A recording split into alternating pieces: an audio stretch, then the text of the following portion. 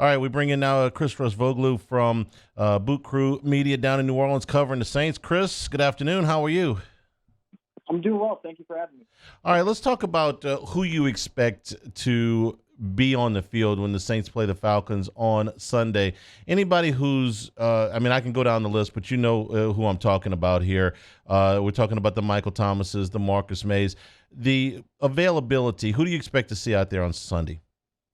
Yeah, as of now, I think Saints fans should expect to see Michael Thomas out there. He looked really sharp during Wednesday's practice, and at this point, it's just kind of monitoring what was a hamstring injury that from the jump the Saints said was never really anything major, just kind of something you expect for a player who's been out for about 2 years now with an ankle injury. Running full speed is going to take some time, but I expect him to play on Sunday. As of now, I expect Eric McCoy to be out there. Same thing for Pete Werner. The only player that I'd really be somewhat concerned as to they probably are towards the side of missing week one would be Paulson and Debo, but the Saints are going up against a receiving core that's not very strong in Atlanta, and I think that they can afford, if they have to, give him another week or two of rest. Ankle injuries, as they know, not something to really play around with. So he'd probably be on the side of, I don't expect him to play, but I do expect to see Michael Thomas out there. Chris, your information is that for the moment the Marcus May incident is being tabled until they get some more information? Yeah, it certainly seems that way. He was asked about it yesterday, didn't really say much about it. I think it's one of those situations where they're going to let this whole legal situation play out and kind of make sure that Marcus May doesn't comment on it. In the meantime, I'd expect him to play. I mean, he had a DUI issue that stemmed from last year that still hasn't been sorted out. And while it's getting sorted out, the Saints expected him to play. So I wouldn't expect this current issue to play a matter of whether or not he's ready for week one. Could it be a distraction for him and his own personal situation? Possibly. But the Saints have made it seem like he will play. Mario Jerez, who's in on our team here, told me right before the show, he said, wasn't it refreshing to see an injury report that didn't include Marcus Davenport or Peyton Turner? And yes, absolutely, it was. So what kind of impact are you expecting those two guys to have? Well, when it comes to Davenport, he's reached that point for me that I think it's just a matter of if he's on the field. If he's on the field, I think he's going to make a huge impact. This is a player who last year, despite only appearing in 11 games, guy had nine sacks, he had 16 quarterback hits. He was just excellent. That was the best we've seen Marcus Davenport to date. And I think you factor into what you said right now going into week one.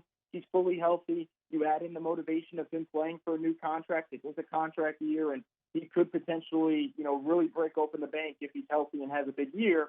As for Peyton Turner, he's in that category where I'm a little unsure. I can't definitively say right now what we're going to get out of Peyton Turner because this is a player who I thought had moments where he flashed his potential in training camp, and then the preseason rolled around and we didn't really see that potential on tape. And now we just have to wonder what's going to happen when it's a game situation. He's rotated in there. He's not going to get as many reps as a former first-round pick may because the Saints do have a very loaded defensive line when they're healthy, a lot of depth on that side of the ball. So I think this is going to be one of those situations where his snap count's not as high as maybe fans may want it to be. So I'm intrigued by his skill set. I thought when he was healthy last year, he had moments where he looked the part of a first-round pick, but after a disappointing preseason, he's someone that I want to keep an eye on. Chris, I don't want to read too much into a post-practice media hit, but watching Jameis Winston yesterday, he certainly looked like somebody who was real comfortable with where he is in his career. Between the last preseason game where he didn't show any physical side effects of the injury to there's no competition, there is no backup that is pushing him for playing time potentially the way that they had it last year. He's healthy. He just looks like a real confident guy right now. Am I reading too much into this?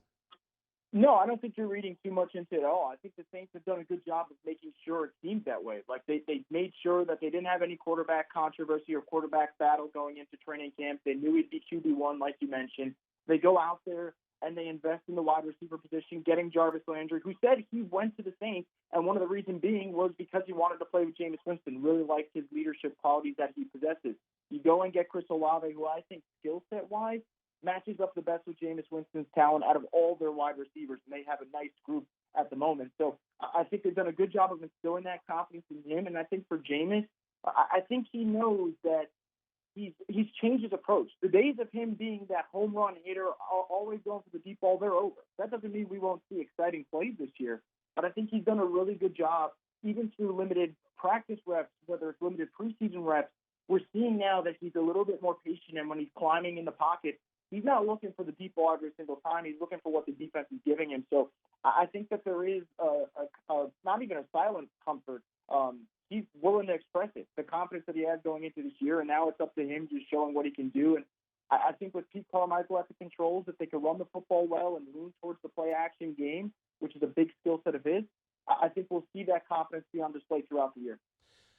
Chris Rosvoglou from Boot Crew Media is our guest. Chris, when a new head coach takes over, there's usually questions about how the game mechanics will go, how the new staff will mesh.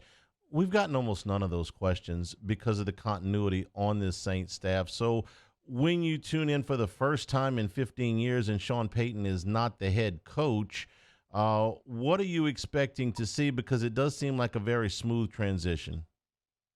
Yeah, I think for Dennis Allen, it's an interesting spot where, like you said, usually a first-year head coach, you're going to give them some time to adjust, and maybe even a full year you give them before you kind of make an opinion on it. But I think for New Orleans, we know what the defense has done under Dennis Allen. We know that they've kept a bunch of assistant coaches who have had success in New Orleans.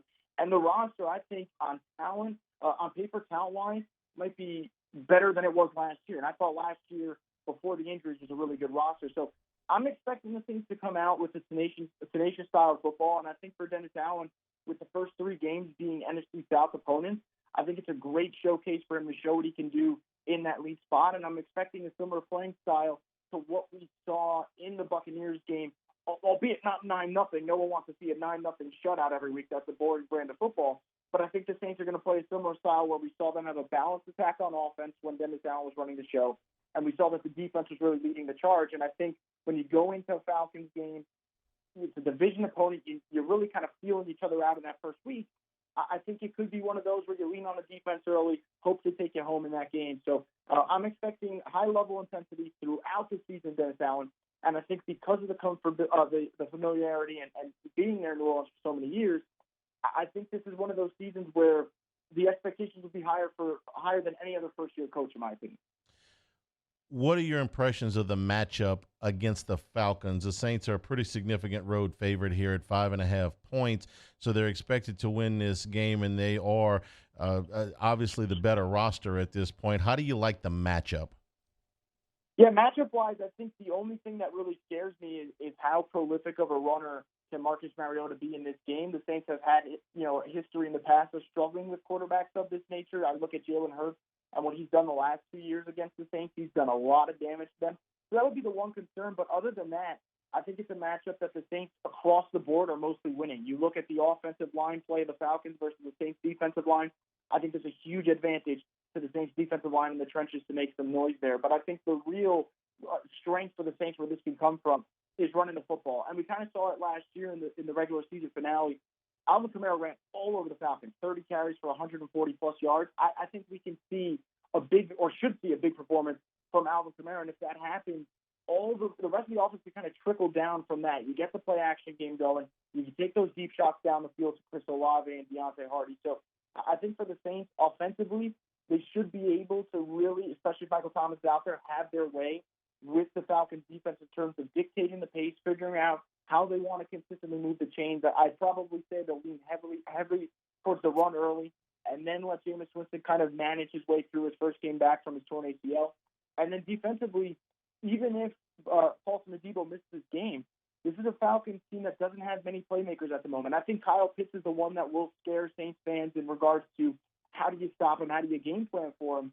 But outside of that, Drake London's banged up right now. He may go, but again, first game, you don't really know what to expect from him. No Calvin Ridley. Russell Gage is gone. Now he's in Tampa. This is an Atlanta offense that, regardless of the Debo status, they'll probably have a tough time moving the ball against the Saints defense. Chris, we appreciate your time. We'll look forward to talking with you again real soon and looking forward to kicking the ball off for the 2022 season with the Saints and the Falcons on Sunday. Thanks a lot. Absolutely. Thank you.